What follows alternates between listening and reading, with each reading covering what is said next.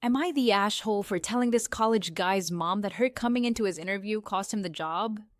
I am a hiring manager at a tech company, and I was hiring for summer internships a little while ago. We had a guy, about 19 years old, applying for a summer internship between his freshman and sophomore years of college. It was a virtual interview over Zoom because of COVID. A minute or two in, when I was introducing myself, his mom came in and introduced herself and started talking about her son's work ethic. I thought it was a little strange. I said something polite about wanting to hear from him. She just didn't get the hint and kept coming into the camera frame during the interview and interrupting her son to answer questions for him. I asked a few technical questions, which he seemed to answer well, and then cut the interview fairly short. I thought that was all over and done with until I'd gotten an email from a woman a month later asking about her son's application. She seemed offended he hadn't gotten an acceptance or rejection. It bothered me. I felt bad for the kid, honestly. Way back when I was a teenager, my mom used to pull the same stuff, but luckily she only did that when I was 15 and working for a day camp, not when I was an adult applying for engineering jobs.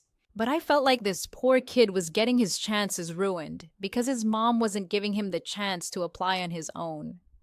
I sent an email back saying I was not at liberty to send information about an application to anybody but the applicant. I also asked HR to send an email to the kid saying, sorry, but we were not making him an offer. It is something we usually do, but his rejection email must have slipped through the cracks with all the COVID craziness.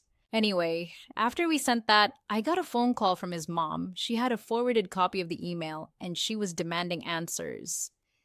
I said that I could not comment on the guy's performance in the interview to her as she was not the applicant. If he wanted to reach out to me, I was happy to give him some feedback.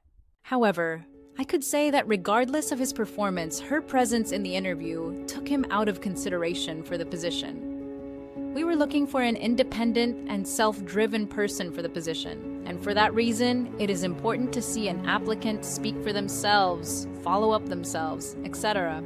I also said that, as a piece of advice, every hiring manager I've met in my career who sees someone other than the applicant answering questions during an interview, following up on the applicant's behalf, etc., would also put their resume in the do not hire pile. Since, while the applicant may be skilled and motivated, they need the ability to demonstrate those traits themselves. She blew up at me over that, kinda cussing me out to the point where I hung up.